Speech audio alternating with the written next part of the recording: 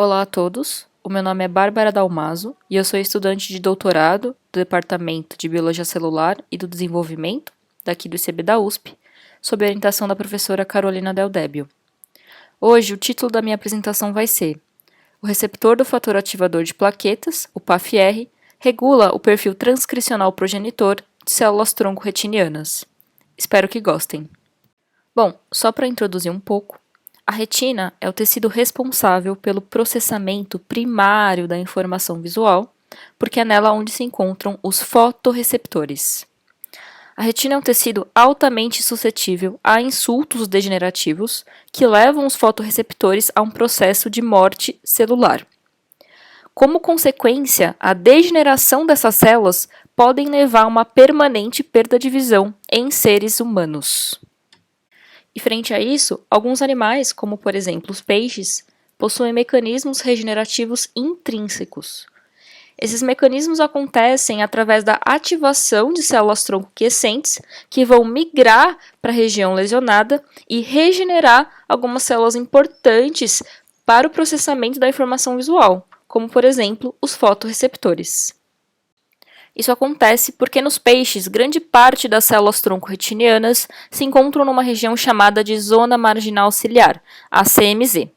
Porém, por questões evolutivas que a gente ainda não conhece, mamíferos não possuem a região de CMZ, sendo então incapazes do processo regenerativo retiniano. Células-tronco com características análogas à da CMZ foram encontradas no epitélio ciliar de mamíferos, um tecido que, quando cultivado in vitro na presença de fatores de crescimento, passa por um processo de reprogramação somática em neuroesferas, que expressam marcadores de progenitores neurais. Ainda que tenham um potencial bastante promissor, essas células possuem um potencial regenerativo ainda limitado, o que impede o seu uso clínico. Frente a isso, sabe-se que o receptor do fator ativador de plaquetas, o PAF, ele é um importante inibidor da proliferação de células-tronco retinianas durante o desenvolvimento. Assim, o principal objetivo do nosso trabalho vai ser então observar as influências do receptor do PAF nas neuroesferas derivadas do epitélio ciliar. E para isso, nós dividimos nosso trabalho em 3 partes, onde na primeira parte nós realizamos uma análise de bancos de dados de RNA-seq de CMZ de zebrafish por bioinformática. Em seguida, nós realizamos uma análise da expressão do receptor do PAF no epitélio ciliar de camundongos por PCA em tempo real e microscopia de fluorescência.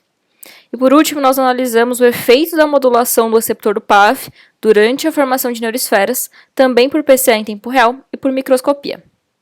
Então, primeiro, nós observamos que a região de CMZ do zebrafish expressa maiores quantidades de transcritos do receptor do PAF em relação às células progenitoras retinianas ativadas.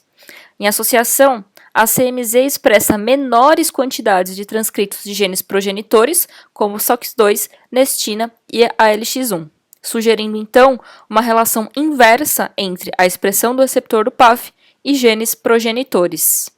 E para confirmar os achados anteriores, a gente resolveu avaliar a expressão do receptor do PAF no epitélio ciliar de mamíferos.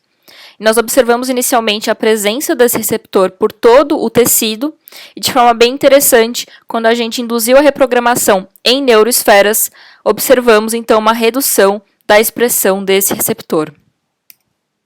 E, em seguida, quando a gente estimulou o epitélio ciliar com o agonista do receptor do PAF, o CPAF, nós observamos então uma inibição da formação de neuroesferas em relação ao controle, associado a um aumento da expressão de E-caderina, um marcador de epitélio diferenciado. E de forma inversa, quando a gente bloqueou o receptor do PAF com o antagonista, o PCA4248, a gente observou que as células do epitélio ciliar formam mais neuroesferas em relação ao controle e aumentam a expressão de marcadores progenitores, como por exemplo nestina e SOX2. Bom, então, como conclusão, nesse trabalho a gente observou que quando estimulamos as células do epitélio ciliar com um agonista do receptor do PAF, ocorre o aumento da expressão de marcadores epiteliais, como por exemplo E-caderina, associada então a uma inibição da formação de neuroesferas.